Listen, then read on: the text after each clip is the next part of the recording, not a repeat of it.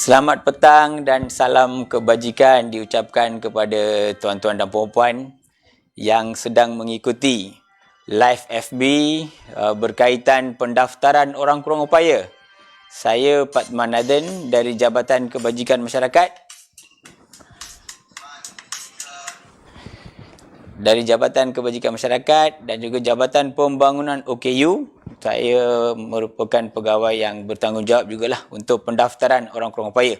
Jadi pada petang ini, marilah sama-sama kita mengetahui beberapa perkara penting tentang pendaftaran OKU sebab ini merupakan salah satu soalan favourite soalan favourite yang biasanya akan ditanya apabila kita berjumpa dengan klien ataupun mana-mana pihak di peringkat masyarakat. Antara soalan utama yang mereka akan tanya adalah tentang pendaftaran OKU. Okey, di negara kita bagaimana dilaksanakan, kalau ada apa-apa isu dan sebagainya, mereka biasanya akan mengutarakan kepada kami. Jadi tuan-tuan dan puan-puan, kalau kita ambil perhatian, kalau tuan-tuan dan puan-puan perhatikan, ini adalah Akta Orang Kurang Upaya 2008. Okey, dalam Akta Orang Kurang Upaya 2008 dengan jelasnya menyatakan bahawa pengujudan akta ni salah satu perkara penting adalah untuk pendaftaran orang kurang upaya. Jadi kalau pendaftaran OKU ni dapat dilaksanakan dan OKU kita tahu berapa ramai yang ada di negara kita, barulah kita dapat melaksanakan ataupun merancang banyak perkara kepada orang kurang upaya di negara kita. Okey, untuk makluman tuan-tuan dan puan-puan, pendaftaran OKU adalah secara sukarela. Okey, kerajaan belum lagi melaksanakan pendaftaran secara paksaan ataupun mandatory registration, tak ada. Okay, adalah secara sukarela.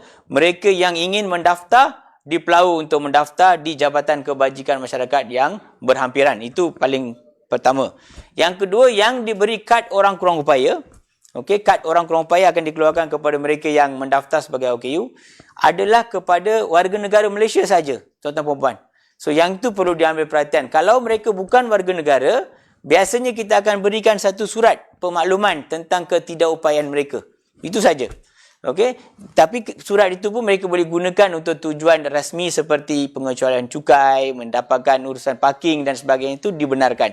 Tetapi biasanya perkara itu akan sesiapa yang ada kad OKU, banyak lagi lah kemudahan dan keistimewaan. Nanti saya akan ceritakan apakah kemudahan dan keistimewaan yang disediakan kepada orang kurang upaya yang berdaftar di bawah Jabatan Kebajikan Masyarakat. Sebelum itu kita nak juga tengok ataupun perlu perhalusi siapa yang dipanggil sebagai orang kurang upaya di negara kita. Definisi orang kurang upaya, kalau kita perhatikan tuan-tuan puan-puan, adalah mereka yang mempunyai kekurangan jangka panjang fizikal, mental, intelektual atau deria apabila mereka berinteraksi dengan pelbagai halangan boleh menyekat penyertaan penuh dan berkesan mereka dalam masyarakat. So secara tidak langsung mereka yang ada masalah apabila mereka berinteraksi dengan masyarakat itulah boleh berdaftar sebagai orang kurang upaya. Tetapi dia ada beberapa syarat. Hari ini kita akan tengok apakah syarat-syarat yang dikenakan yang perlu dipenuhi oleh seseorang sebelum mereka boleh mendapat kad OKU. Okey. Biasanya orang tanya, kenapa? Parents lah biasanya tanya, kenapa saya perlu mendaftar anak saya sebagai OKU? Apa kemudahan ataupun keistimewaan? Tetapi sebelum itu ibu bapa perlu memahami, bila mendaftar anak mereka sebagai OKU ataupun dengan adanya kad OKU ni, ada beberapa tujuan penting yang kerajaan harapkan. Yang pertama, bila mereka mendaftar adalah untuk mengetahui bilangan, taburan dan kategori OKU di negara kita. Kalau mereka tak daftar, bagaimana kita nak tahu berapa OKU yang ada di dalam negara? Di daerah mana paling ramai OKU penglihatan misalnya? Di daerah mana OKU mental paling ramai misalnya? So perkara seperti itu kita perlu ketahui, tuan-tuan dan puan. Yang kedua, merancang penyediaan kemudahan yang bersesuaian kepada keperluan OKU. Jadi kalau tidak ada data OKU, bagaimana kita nak merancang? So itu antara tujuan kedua kenapa pendaftaran OKU itu penting. Yang ketiga adalah untuk memberi perkhidmatan ataupun menyediakan perkhidmatan yang sesuai kepada golongan OKU ataupun penjaga OKU ni untuk mereka dapat meneruskan kehidupan mereka dengan lebih baik. So itu adalah tiga tujuan utama kenapa pendaftaran OKU perlu dilakukan oleh tuan-tuan dan puan-puan. Kalau mereka yang tidak ada ahli keluarganya OKU, boleh menyatakan kepada rakan ataupun kawan-kawan di luar sana, kenapa pentingnya pendaftaran OKU ni perlu dilakukan. So itu saya syorkan agar tuan-tuan puan-puan boleh maklumkanlah kepada mereka yang tahu.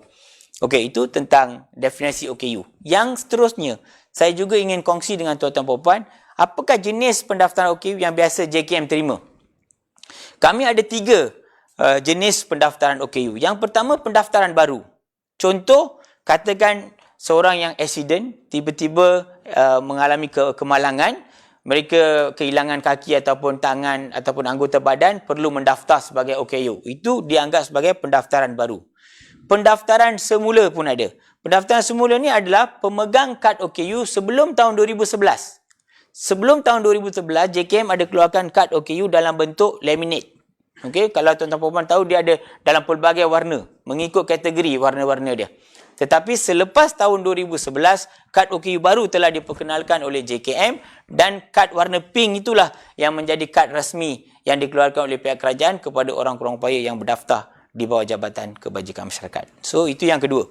Yang ketiga, tuan-tuan puan-puan, apabila ada perubahan kategori ataupun subkategori. Contoh, katakan seorang OKU penglihatan tiba-tiba mendapat satu lagi ketidakupayaan, iaitu fizikal. Jadi, penglihatan dan fizikal apabila dikombine, dia akan menjadi OKU pelbagai. Okey, OKU pelbagai. Jadi kad OKU-nya perlu ditukar sebab dalam kad biasanya kita akan nyatakan apakah jenis ketidakupayaan yang dialami oleh orang kurang upaya berkenaan. Jadi kad OKU penglihatan tadi, bila dia ada OKU ketidakupayaan fizikal misalnya, kadnya akan ditukar menjadi OKU kategori pelbagai. Jadi itulah 3 sebab ataupun 3 jenis pendaftaran OKU yang biasa datang ke Jabatan Kebajikan Masyarakat. So, saya harap tuan-tuan puan-puan faham tentang perkara ni. Okey. Seterusnya tuan-tuan puan-puan, kita juga perlu tengok cara-cara untuk mendaftar sebagai OKU dan sebagainya. Tapi untuk makluman tuan-tuan puan-puan juga, saya juga sedang melihat kepada Facebook Live ni. Kalau ada apa-apa soalan, saya cuba juga jawab on the spot lah. Yang soalan yang mudah untuk dijawab kalau memerlukan penjelasan lanjut daripada tuan-tuan dan puan-puan. Okey. Ada yang tanya, tuan boleh kongsi nombor telefon untuk saya hubungi? Tuan boleh hubungi pejabat kebajikan masyarakat terdekat.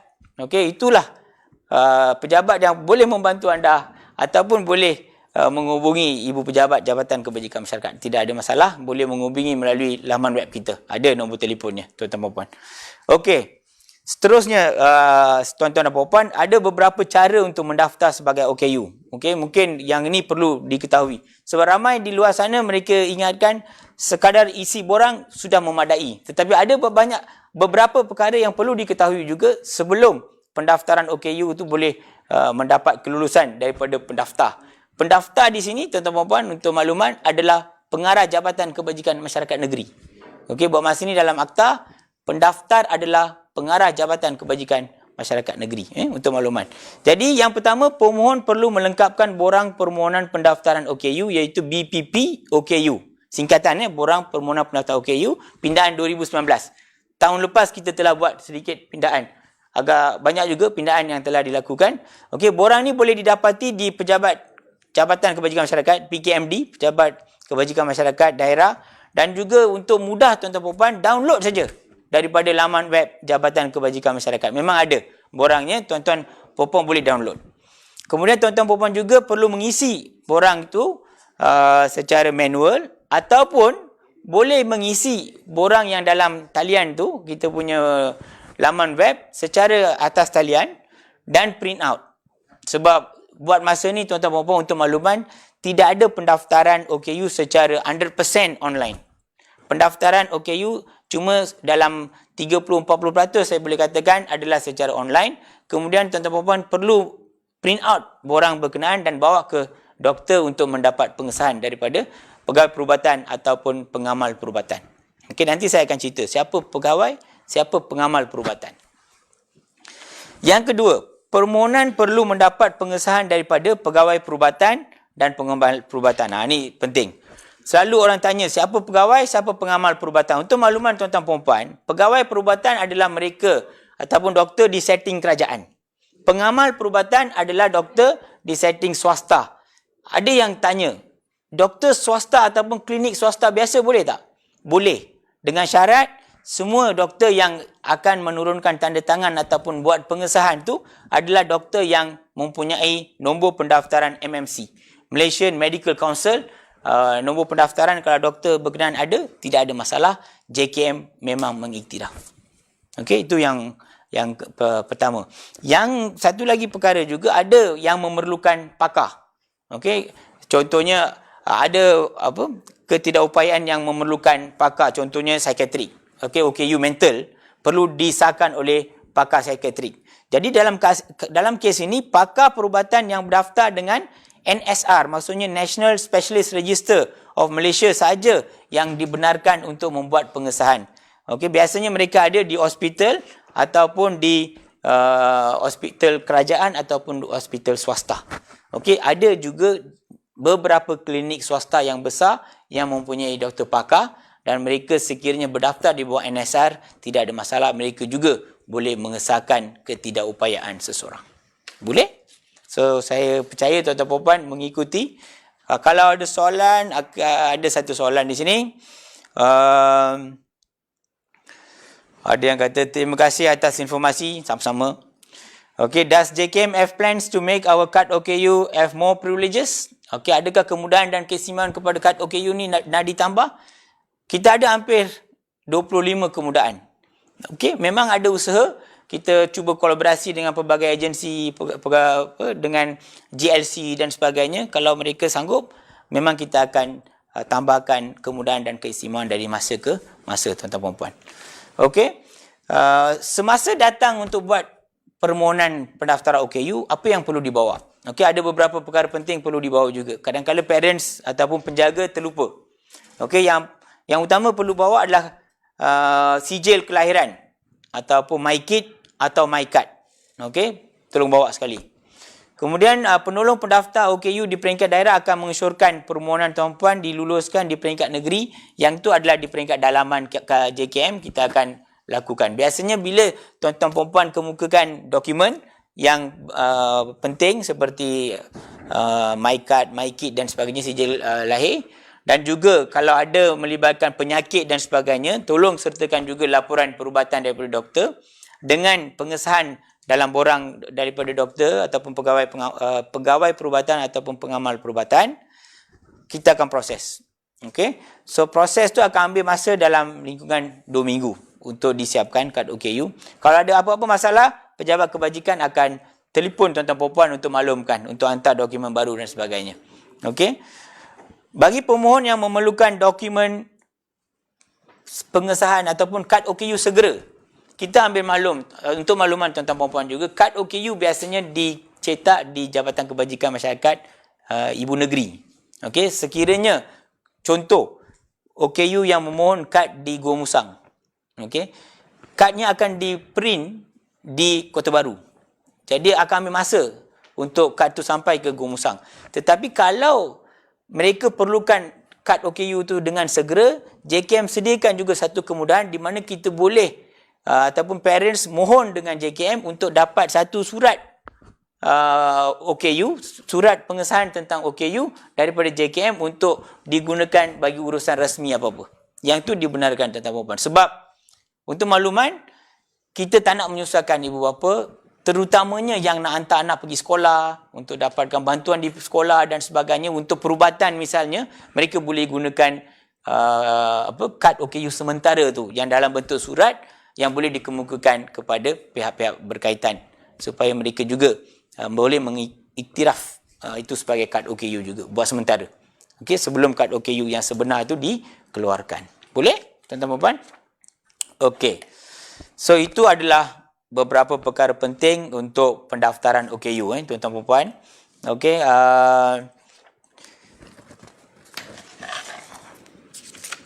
mungkin ada yang akan tanya, ada berapa kategori OKU?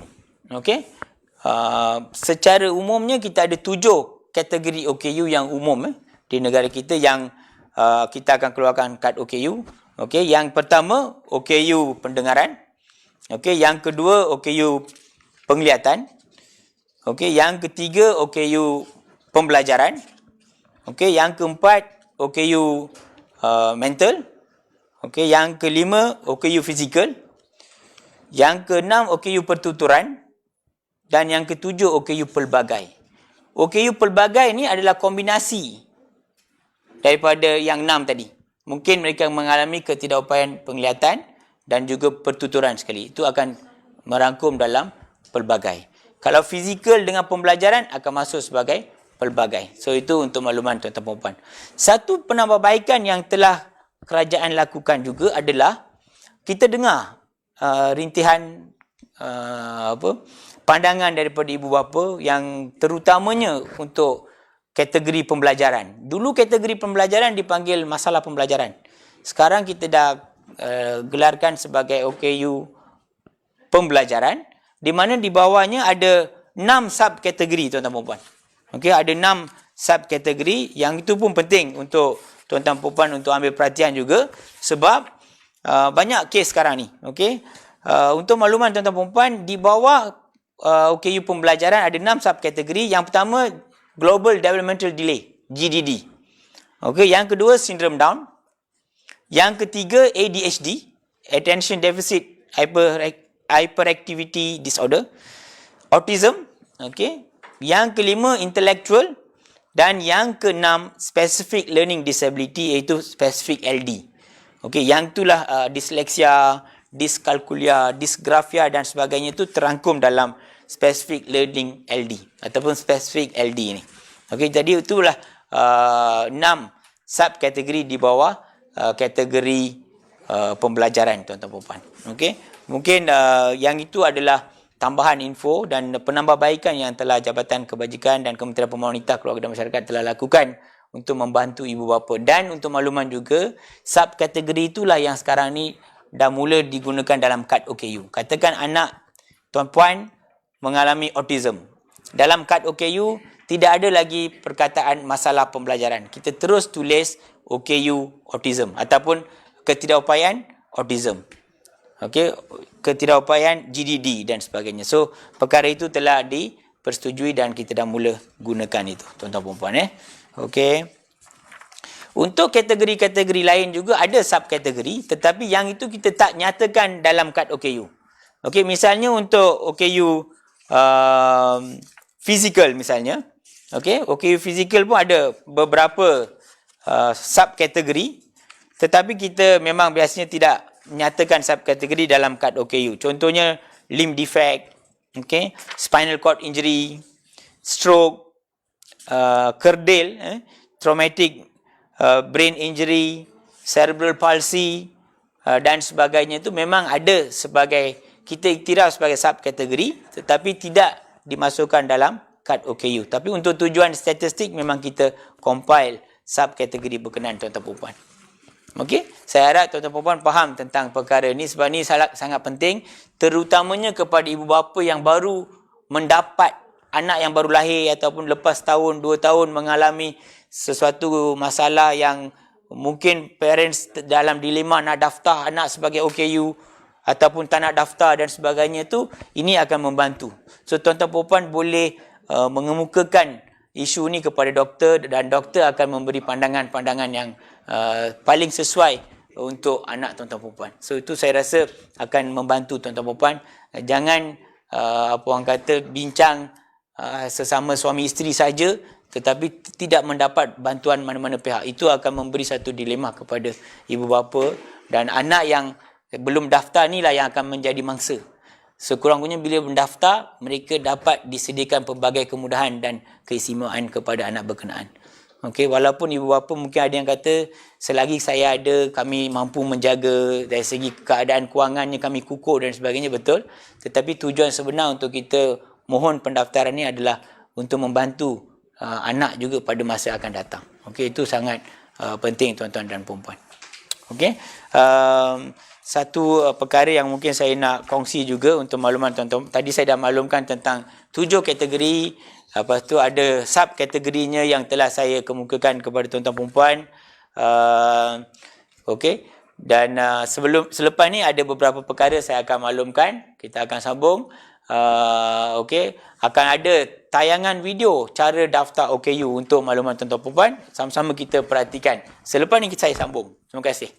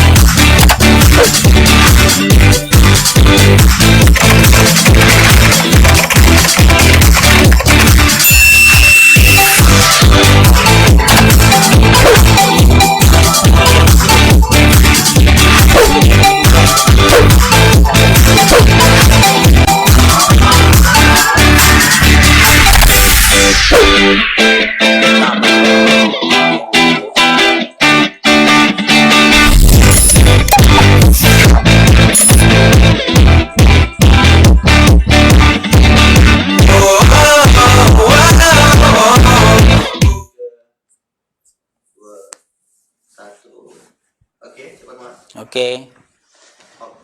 Baik, selamat petang. Kita sambung tuan-tuan dan puan-puan ya. Saya harap video yang telah ditayangkan tadi membantu tuan-tuan puan-puan sedikit tentang kategori OKU, kaedah mendaftar dan sebagainya juga. Okey, itu pun penting. Sekarang ni ramai parents yang mula tanya. Okey, untuk makluman tuan-tuan puan-puan, saya juga ingin kongsi sedikit statistik OKU lah. Di sini di mana sehingga 31 Oktober 2020, OKU yang berdaftar di Jabatan Kebajikan Masyarakat di bawah sistem maklumat OKU, kita ada hampir 581,265 orang. Okey, 581,265. Okey, dan paling ramai adalah OKU fizikal, tuan-tuan puan-puan, 211,000 lebih. OKU pembelajaran kedua, 200,000 dah. Okey, mencapai 200,000 OKU pembelajaran. Yang ketiga, OKU penglihatan, 51,000 lebih. Dengan 48,000 keempat adalah OKU mental. Okey, OKU mental. Yang kelima, pendengaran, 40,000 lebih. Kemudian OKU pelbagai dalam 27,000 lebih. Dan juga OKU pertuturan dalam hampir 3,000 orang. Okey, so itu merangkumi semua kategori OKU yang berdaftar di bawah Jabatan Kebajikan Masyarakat dalam sistem maklumat orang kurang upaya. Okey, untuk makluman tuan-tuan dan puan-puan, sistem maklumat OKU ni mula capture banyak data dan juga informasi tentang orang kurang upaya, terutamanya dari segi kategori, subkategori, di mana mereka berada, mengikut DUN, mengikut parlimennya, mengikut negeri, dan sebagainya. Jadi itu adalah sistem maklumat yang agak komprehensif yang banyak membantu kami untuk memberi perkhidmatan yang terbaik kepada tuan-tuan perempuan di peringkat daerah. Okey, tuan-tuan perempuan, kita tengok satu lagi soalan di sini. Encik Alfian Haji Jamid telah mengemukakan satu soalan. Just nak tanya, selepas usia alam persekolahan, apa yang JKM sediakan untuk membantu warga OKU selepas alam persekolahan? Okey, untuk makluman tuan-tuan perempuan, selepas alam persekolahan biasanya mereka akan tamat persekolahan pada usia 19 tahun. Okey, dia ada tambahan 2 tahun untuk pelajar OKU, setahun di sekolah rendah, setahun di sekolah menengah. So 2 tahun tambahan, katakan mereka keluar daripada alam persekolahan pada usia 19 tahun. Dan perkhidmatan ataupun program-program yang boleh disediakan adalah mengikut kemampuan kanak-kanak OKU berkenaan. Okey, itu sangat penting. Parents perlu mengetahui, ibu bapa perlu mengetahui kemampuan anak mereka di takap mana, dan dalam hal ini mereka boleh bincang bersama dengan pihak sekolah. Sebab pihak sekolah yang membawa daripada darjah 1 ke tingkatan 5, mereka dah tahu di mana kecenderungan anak ni, di mana keistimewaan anak ni. Mungkin ada beberapa elemen istimewa yang anak ini boleh dicongkil. Kalau kita beri peluang, dia akan jadi artis yang terbaik. Mungkin boleh jadi penyanyi yang terbaik dan sebagainya. So perkara itu pun perlu diketahui oleh ibu bapa untuk mendidik anak. Tetapi pada masa yang sama juga banyak institusi latihan awam, dan juga kolej-kolej swasta juga menyediakan peluang dan ruang kepada OKU dalam bidang pendidikan. So yang itu pun mereka boleh cuba, dan sekiranya mereka mampu menghabiskan kursus, saya percaya peluang pekerjaan kepada mereka memang ada, tuan-tuan perempuan. So itu adalah satu perkara penting kepada anak-anak yang telah tamat persekolahan. Okey, saya harap saya menjawab soalan Encik Alfian tadi. Okey, seterusnya kita cuba juga nak sedikit menyatakan tentang persoalan-persoalan yang sering dikemukakan oleh ibu bapa. Okey, di sini ada yang tanya, boleh tak tadi ada yang tanya nak tahu lebih detail tentang subkategori dalam kategori-kategori yang saya nyatakan tadi. Okey, saya cuba nyatakan jugalah tuan-tuan perempuan sebab ada yang nak tahu. Okey, yang pertama, untuk OKU pendengaran, okey, dia ada beberapa tahap pendengarannya. Okey, normal, ringan. Kalau normal 20 desibel. Okey, dan ke bawah. Kalau ringan 21 hingga 40 desibel. Okey, dalam lingkungan tu. Sederhana 41 hingga 70 desibel. Kalau keadaan teruk 71 hingga 90 desibel, dan sangat teruk 91 dan ke atas. So kalau itu, tapi apa pun semua keadaan yang saya nyatakan tadi memang terangkum sebagai ataupun boleh didaftar sebagai OKU pendengaran. Tidak ada isu.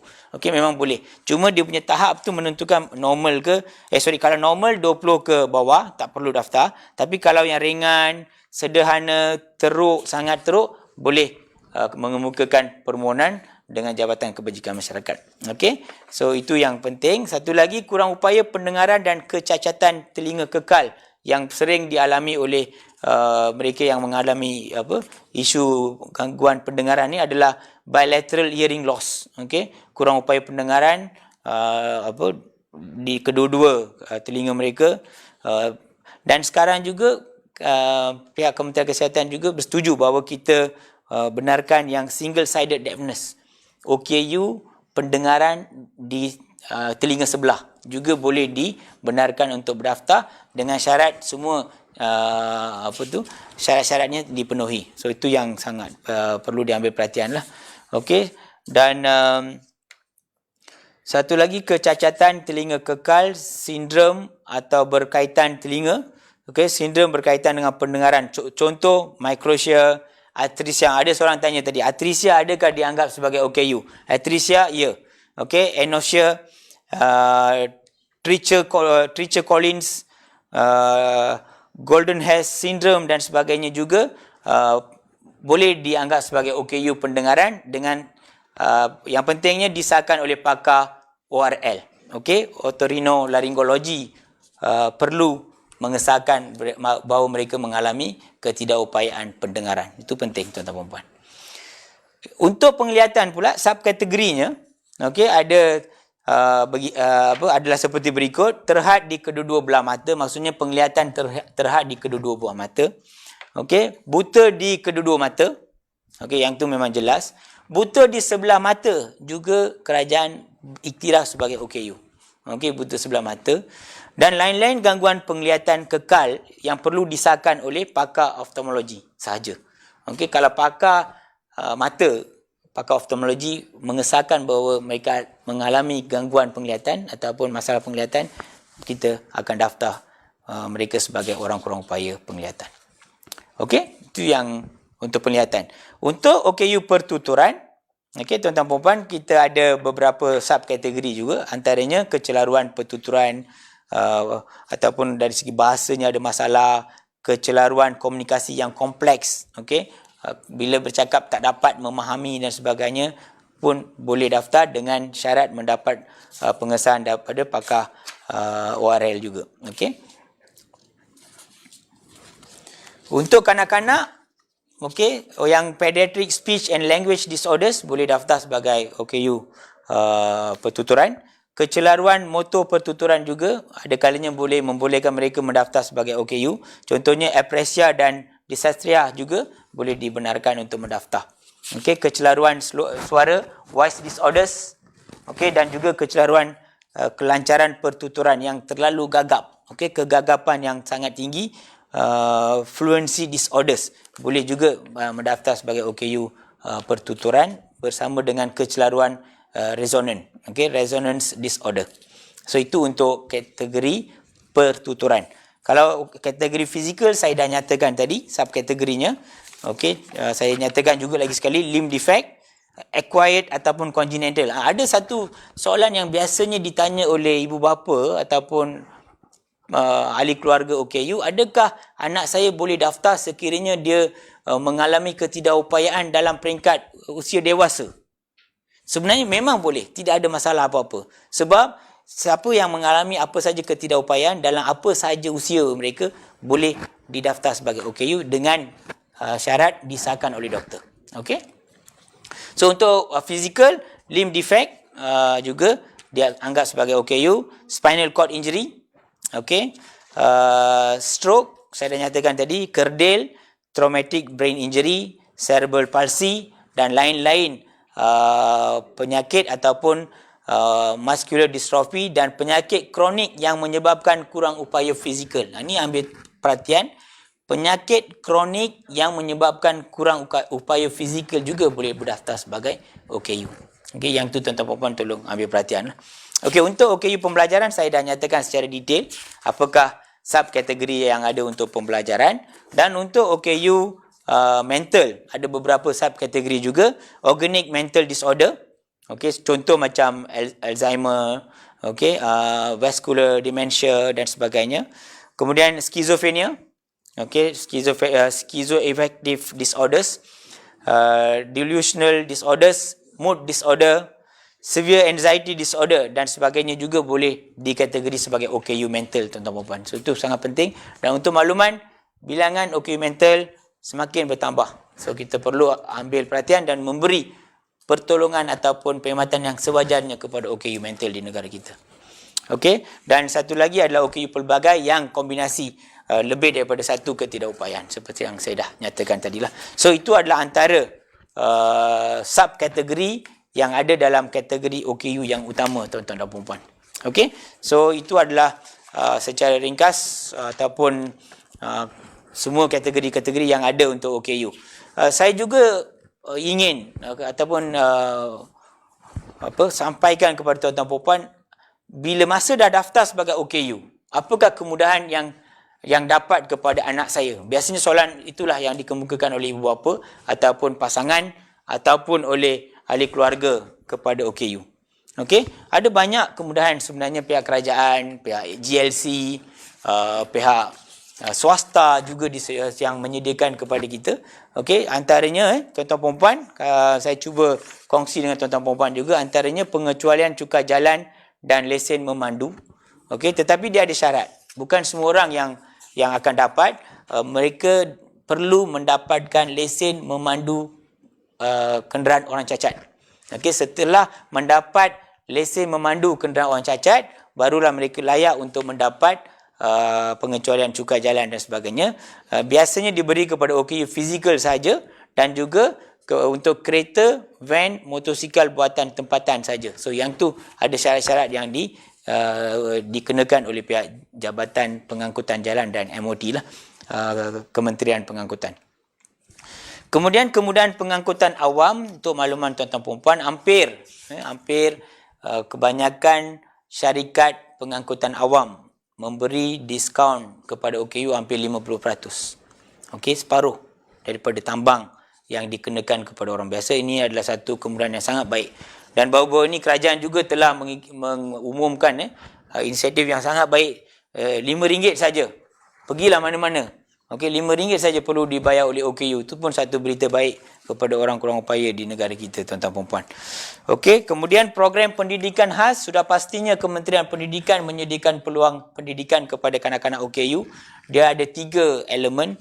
Yang pertamanya pendidikan inklusif. OKU itu akan berada dalam pelajar biasa, dalam keadaan kelas yang biasa. Ataupun satu lagi adalah pendidikan khas integrasi, di mana mereka akan ditempatkan dalam satu kelas khas di sebuah sekolah yang rata-ratanya pelajar bukan OKU.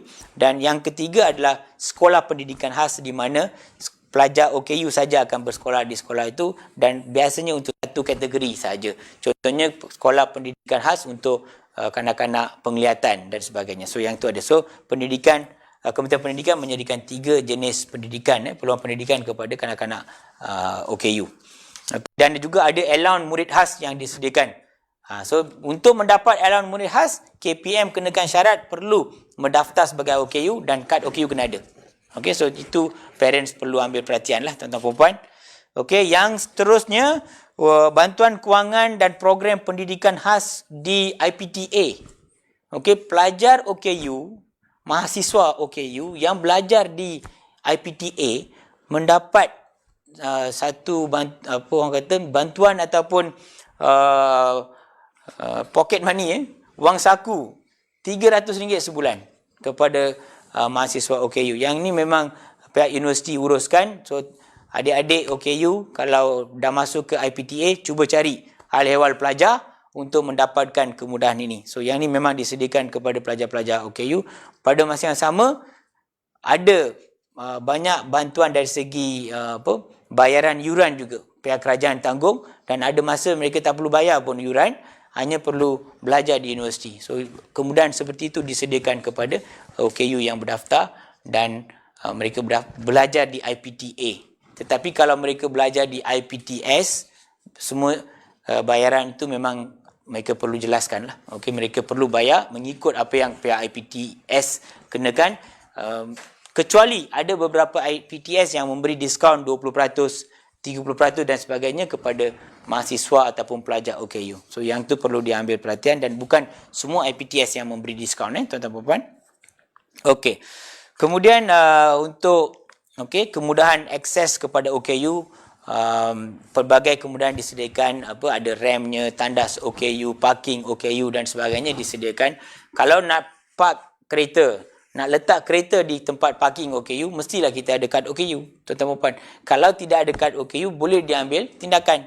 Jadi pihak penguatkuasa akan charge kita ataupun akan denda kita sekiranya kita park di tempat, kita meletak kenderaan di tempat OKU tanpa kad OKU. So itu pun satu kesalahan. So perkara seperti itu perlu diambil perhatian tuan-tuan dan puan-puan.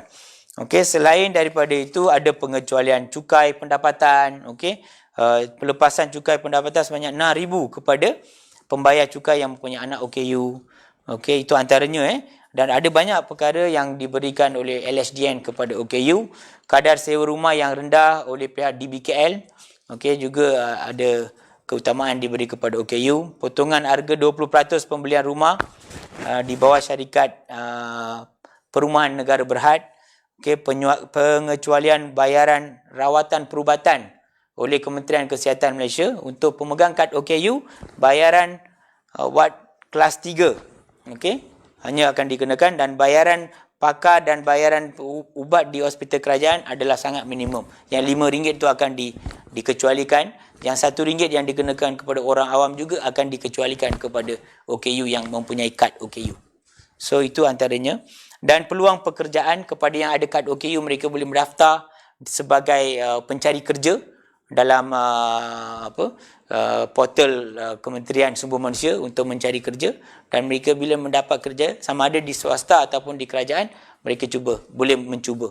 Kalau di kerajaan, OKU perlu mohon dalam borang yang daripada SPA, Suruhanjaya Perkhidmatan Awam, untuk memasuki perkhidmatan awam. Kalau sekiranya untuk swasta, mereka boleh mohon melalui portal yang disediakan oleh pihak KSM, Kementerian Sumber Manusia, dan juga pihak Perkeso sekarang ni. Okey, itu untuk makluman tuan-tuan puan-puan juga. Okey, dan kepada OKU yang ingin cebur diri dalam bidang perniagaan secara kecil-kecilan, JKM ada sediakan geran pelancaran RM2,700 maksimum untuk perniagaan kecil-kecilan. Dan juga Kementerian Sumber Manusia di bawah JTK juga menyediakan geran dipanggil Skim Bantuan Galakan Perniagaan Orang Kurang Upaya. Okey, setelah mereka telah berniaga sekurang-kurangnya 3 bulan, berusia 18 tahun ke atas, individu pun boleh, secara berkelompok pun boleh, geran berbentuk on-off. Okey, dan agak tinggi juga kadar yang mereka biasanya akan berikan. Jadi yang tu pun pihak OKU boleh cuba mohon. Pengecualian duty import untuk alat ganti dan tiruan, alat sokongan kepada OKU juga diberikan, dan pengecualian duty excise 100% kepada untuk kenderaan OKU diberikan kepada OKU fizikal. Okey, ada mereka perlu memiliki lesen memandu, okey, dan untuk kereta nasional saja. So yang tu semua perlu melayari laman web Kementerian Kewangan dan sebagainya lah untuk tuan-tuan puan nak mengetahui secara lebih detail. Okey, pencen terbitan kepada penjawat awam yang ada anak OKU. Okey, sekiranya ibu bapa penjawat awam ni telah meninggal dunia, anak OKU yang layak akan dipertimbangkan untuk pencen terbitan. Okey, selain daripada itu, syarikat-syarikat swasta juga dah mula memberi pelbagai inisiatif kepada OKU, contohnya seperti Telekom Malaysia untuk pakej Unify-nya. Kalau college swasta, OUM pernah memberi diskaun sebanyak 50% kepada OKU yang ingin belajar. Okey, dan bantuan-bantuan JKM terutamanya tuan-tuan puan-puan perlu ambil perhatian juga. JKM menyediakan bantuan kepada OKU yang berdaftar, allowance pekerja cacat kepada OKU yang bekerja. Ini sebagai insentif untuk mereka bekerja, RM400 sebulan, dan akan naik tahun depan ke RM450. Okey, seperti yang telah dijelaskan dalam Belanjawan 2021. Untuk bantuan OKU yang tidak berupaya kerja, RM250 sebulan. Okey, tahun depan akan naik ke RM300. Dan bantuan penjagaan OKU terlantar RM350 sebulan kepada penjaga. Okey, tahun depan akan ada kenaikan ke RM500 tuan-tuan dan puan. So itu adalah perkara-perkara penting yang kerajaan sudah mula memberikan kepada orang kurang upaya daripada dulu sampai sekarang. Banyak kemudahan, perkhidmatan dan juga keistimewaan yang disediakan kepada OKU yang mendaftar sebagai orang kurang upaya di negara kita, tuan-tuan dan puan. Boleh kita tengok ada tak apa-apa soalan yang dikemukakan. Berapa lama, yang tanyanya Shimah Hassan, berapa lama JKM ambil masa untuk proses kad OKU jika semua dokumen lengkap? Sebenarnya 2 minggu. Okey, 15 hari, dalam masa 14 hingga 15 hari kita boleh siapkan. Tetapi terpulanglah kepada keadaan juga. Kadang-kadang kalau keadaan geografinya terlalu jauh dan sebagainya, mungkin ambil masa sedikit. Tetapi secara lazimnya, tuan-tuan perempuan, dalam masa 2 minggu boleh siap. Okey. Kalau ada masalah, boleh hubungi pejabat kebajikan yang tuan-tuan perempuan mohon. Kalau kad OKU belum dapat dalam tempoh 2 minggu. Dan mereka akan berikan tarikh baru ataupun apa isu yang ada lah. Sekiranya kalau borang ada masalah dan sebagainya, mungkin mereka akan maklumkan juga. Ada yang tanya, bolehkah, Mr. Ko Lee Meng tanya, bolehkah dah penjaga OKU memohon allowance bantuan? Yang saya nyatakan tadi, allowance untuk OKU yang terlantar, bantuan penjagaan OKU terlantar ataupun pesakit kronik ni adalah kepada penjaga. Okey, yang sekarang ni RM350 akan naik menjadi RM500 tahun depan. So itu untuk makluman Encik Ko Lee Meng. Okey, so boleh ambil perhatian. Ada soalan, bila dah ada kad OKU, majikan tak nak ambil pekerja, macam mana tuan? Okey, sekiranya ada kad OKU, sepatutnya itu jadi kemudahan ataupun keistimewaan untuk mendapat peluang pekerjaan. Bukan ini menjadi satu kekangan, sepatutnya tuan-tuan perempuan. Jadi majikan yang mesra OKU, sebenarnya mereka membuka ruang untuk mengambil lebih ramai OKU. Mungkin ada segelintir majikan yang belum mengetahui bagaimana nak membantu OKU sekiranya mereka ambil kerja. Jadi mereka ni boleh menghubungi JKM dan Jabatan Kebajikan akan cuba memberikan beberapa kursus. Misalnya Disability Equality Training.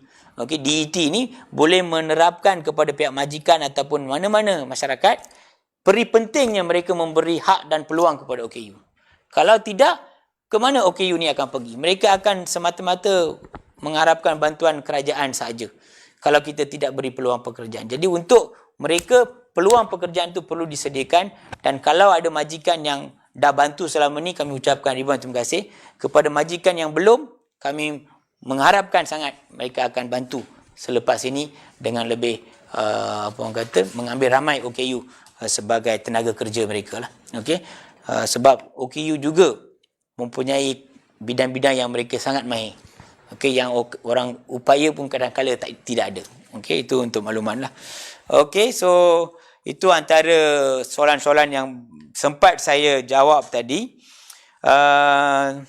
Banyak juga soalan tentang pekerjaan, tuan-tuan perempuan.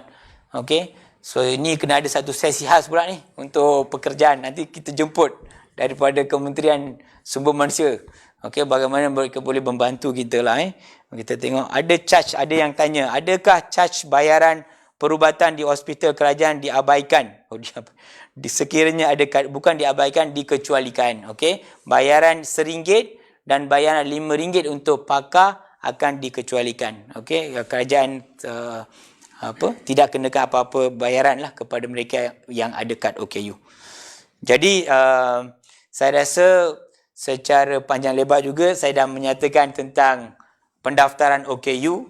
Okey, dari definisinya, kenapa perlu daftar, siapa yang perlu daftar, apakah kategori yang ada, apakah subkategorinya, dan apakah kemudahan dan keistimewaan yang diberikan oleh pihak kerajaan, pihak swasta, pihak-pihak lain kepada OKU, dan juga telah juga mengambil beberapa soalan daripada tuan-tuan dan puan-puan. Mungkin kalau ada soalan nanti saya cuba jawab lah. Saya cuba jawab juga secara ni messenger dan sebagainya, kita akan cuba jawab. Jadi saya ucapkan ribuan terima kasih. Saya pasti bahawa isu OKU ni memang banyak. Okey, kita ambil perhatian. pendaftaran ni banyak juga parents belum tahu. Jadi sekurang-kurangnya hari ini tuan-tuan puan telah mengetahui kenapa perlu daftar, bagaimana nak daftar dan sebagainya. Saya harap apa yang kami terangkan ini telah memberi sedikit maklumat tambahan, dan sekiranya perlu apa-apa tambahan informasi tentang pendaftaran OKU ataupun perkara lain tentang OKU ke, tuan-tuan puan jangan segan silu untuk kontak Jabatan Kebajikan Masyarakat yang terdekat, okey, ataupun dalam laman web kita ke ataupun Facebook kita pun boleh kemukakan soalan. Nanti kita akan cuba jawab apa yang penting untuk diketahui oleh tuan-tuan dan puan-puan lah. Okey, akhir kata saya ucapkan ribuan terima kasih di atas kesempatan ini, dan diharap JKM akan sampaikan lebih banyak maklumat selepas ini. Nanti tuan-tuan puan-puan boleh ikuti live FB kita dari masa ke semasa. Okey, dan selepas ini akan ada satu tayangan video ringkas tentang kemudahan dan keistimewaan kepada OKU yang berdaftar. Okey, dan dengan itu saya sudahi dengan ribuan terima kasih dan bye-bye.